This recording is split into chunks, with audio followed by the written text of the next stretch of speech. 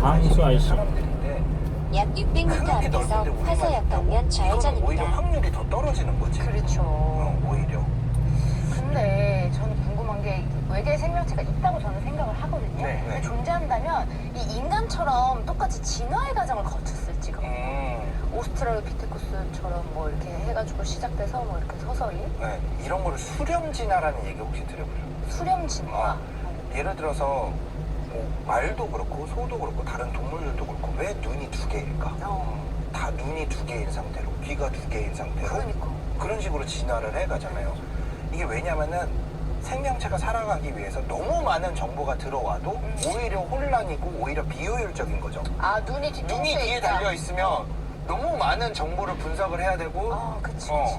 헷갈리는 거지. 우리 지금 이렇게 막 보면서 얘기해야 되는데 막 뒤에 뒤통수에서도 막 뭐가 움직이고 이러면은 막 정신이 분산돼서. 그렇죠. 아마 눈을 그렇게 감는 될 거야. 거죠. 뒷눈은 감고 있을 거야. 그렇죠 그렇죠. 그런 식으로 이제 진화를 해와서 최종적으로 진화를 해온 게 우리 인간의 모습이라면 킬로미터 30km 신호 위반 과속 단속 구간입니다. 진화를 한다. 근데 우리가 알고 있는 생명체의 지식적인 판단은 우리 지구밖에 없잖아. 그렇죠. 그러면은 그 상태로 판단을 할 수밖에 없는 약 거예요. 300m 앞에서 지구랑 화서역 비슷한 방면 환경의 외계 좌회전입니다. 생명이라면 아마 지구처럼 진화할 거다. 그렇죠. 지구처럼 진화를 할 거고 아바타나 아바타의 판도라 행성이라든지 뭐 솔직히 말하면 위성이겠죠.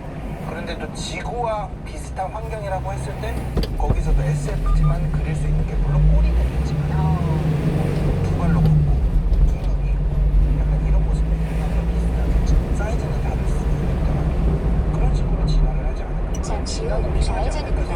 왜냐면은 환경이 지구도 옛날의 지구와 지금의 지구가 같지 않거든요. 다르거든요. 달랐기 때문에 계속 거기에 맞춰서 변화해오지 않았을까 생각합니다. 그러면 이게 뭐 형태나 뭐 기준의 차이는 있을 수 있지만 이제 뭐 대부분의 사람들이 외계 생명체 있을 수 있다라고 이제 생각을 한다는 거잖아요. 그렇죠. 그러면은 대체 그들은 얼마나 있을까? 그렇죠. 얼마나 있을까? 궁금해요. 솔직히 말하면은 저도 뭐라고 말을 할 수가 없어요. 예를 들어 어디에 살아야 될까부터 생각을 해보죠. 네. 조건을. 별에 살 수 있을까요? 예를 들어 태양에 생명체가 살 수 있을까요?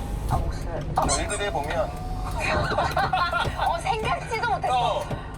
생각지 못했어. 하지만 행성은 아닐 것 같아. 예. 뜨거워요. 뜨거워요. 너무 뜨거워. 그러니까 이런 전제가 있어야 돼. 저 먼 우주라도 우리랑 구성하고 있는 원소는 같을 거다라고 생각해야 돼. 그러니까 탄소 기준은 아니더라도 그렇지, 우리 그렇지. 지구에 없는 원소가 있진 않을 거고. 그 최소한. 그리고 좀 우주에서 풍부한 원소여야 될 거고. 그럼 아마도 탄소 기반일 텐데 태양 정도 표면 온도가 막 5,000도, 6,000도 가까이 되면 타지.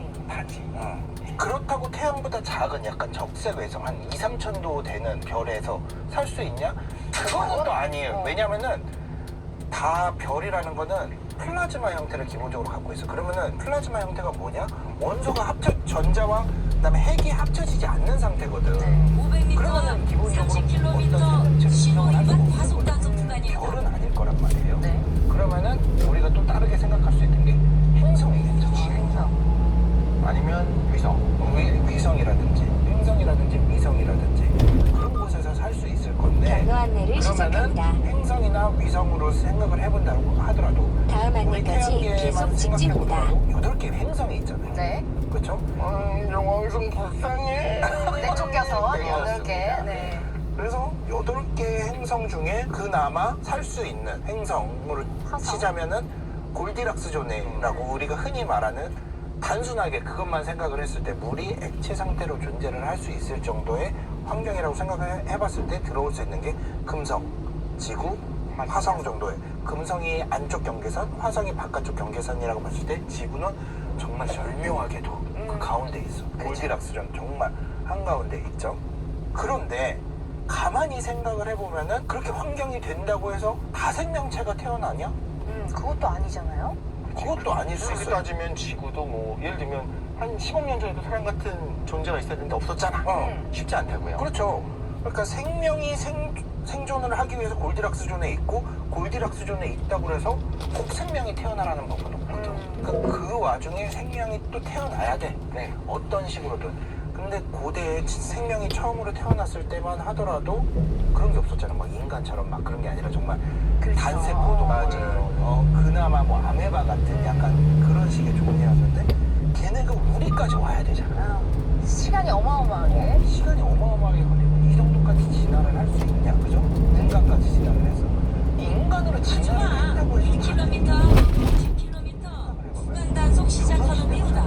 우리가 통신 장비를 가지고 있었어. 조선시대에 우리 선조들은 외계 행성을 찾거나 인터넷 전할 수 있는 기구가 없었다. 아예 없었잖아요. 그러면은 깃발을 휘두르면 어떨까요? 지금 보이진 않지. 진화는 했는데 할 수는 있어. 공화 이게 그렇죠. 그렇다고 생명체가 안 살았냐? 고등 생명체가 아니었냐? 그거는 아니에요. 하지만 근데 외부에서 디텍트가 안 된다. 그치. 우리가 여기가 그럴 수 있는 포맷이